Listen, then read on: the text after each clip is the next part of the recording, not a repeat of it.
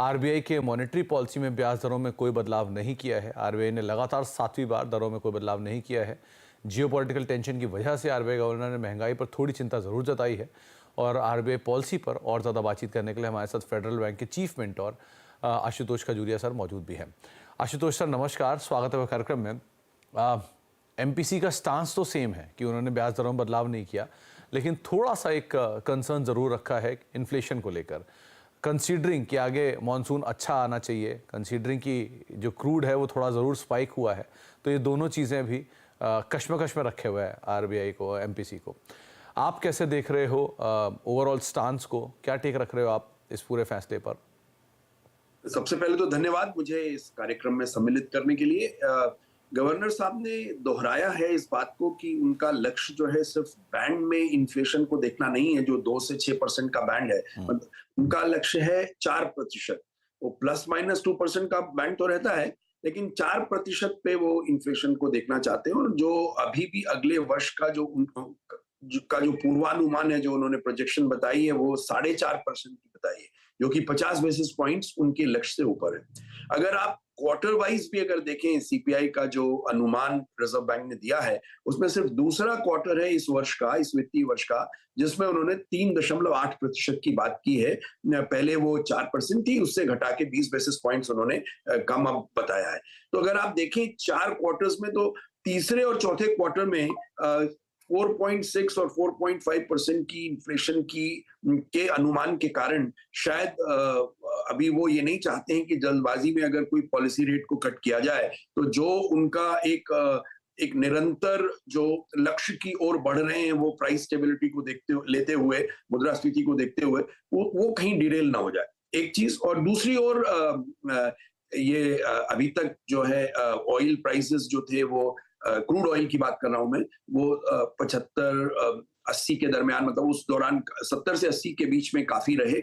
लेकिन अभी पिछले कुछ हफ्तों में उनमें निरंतर उछाल आ रहा है और अब आज तो ब्रेंट क्रूड जो है वो 90 के ऊपर पहुंच गया है।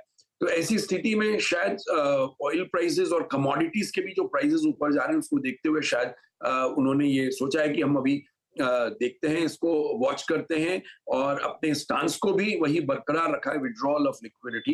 अगर वो विड्रॉल ऑफ अकोमोडेशन, वो अगर उनका स्टांस रहता है, तो उसमें फिर वो कॉन्ट्रडिक्शन हो जाएगी कि एक और आप रेट को काटें और दूसरी ओर जो है आप विड्रॉल ऑफ अकोमोडेशन करें। तो आई थिंक निरंतरता जो है मुख्यतः देखी गई है और पूरा साधुवाद रिजर्व बैंक को, जिस तरह से उन्होंने एक स्टेबिलिटी रखी हर चीज की, न करेंसी में वॉलेटिलिटी आने दी, न ही जो इंटरेस्ट रेट्स जो हैं वो इधर उधर दौड़ने, यील्ड कर्व को भी उन्होंने निरंतर ध्यान में रखा कि वो एक बिहेव करनी चाहिए जो उसके अनुकूल जो रेट्स हैं ग्लोबली, अगर आप देखते हैं सर्कमस्टांसिस को, एनवायरनमेंट को, तो उसके हिसाब से कहाँ रहनी चाहिए।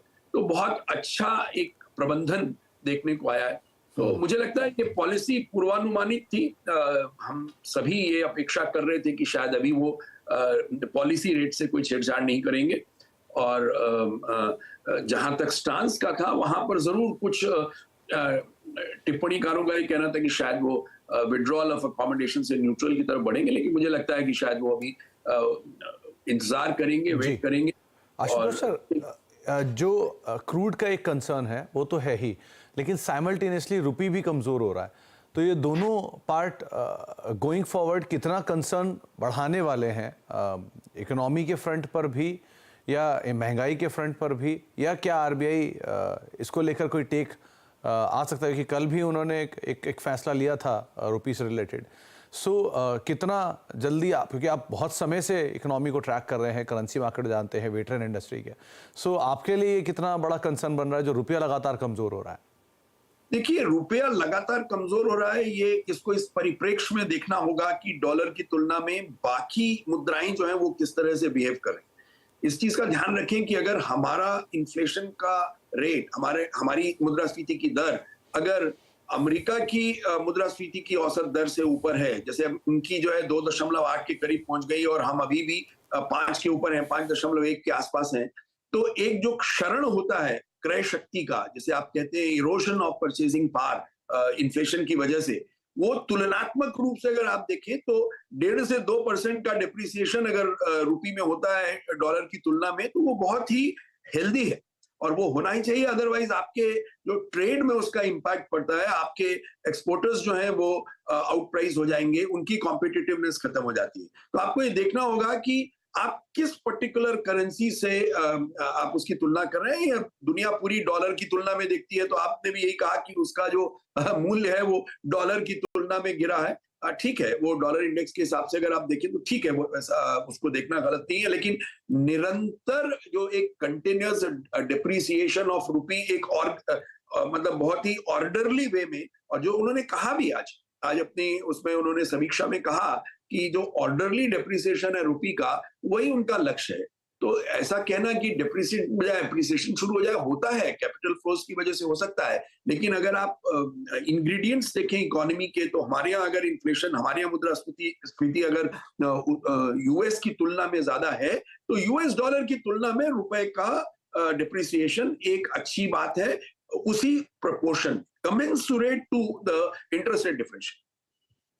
बहुत बहुत शुक्रिया आशुतोष सर, समय का अभाव वरना आपसे और बात करते हैं, लेकिन बहुत बहुत शुक्रिया अपना समय देने के लिए। हर बार की तरह आप हमारे साथ जुड़े, अपनी गाइडेंस दी, उसका बहुत बहुत शुक्रिया। और आगे भी आपसे हम चर्चा करते रहेंगे समय समय पर। एक ब्रेक का वक्त हो गया, ब्रेक के बाद लौटेंगे और शिवांगी मैम बनी है हमारे साथ, उनसे हम आगे बातचीत करें कुछ और स्टॉक्स को लेकर, एक सस्ता ऑप्शन उनसे हम आइडेंटिफाई करवाते हैं। छोटे ब्रेक के उस तरफ।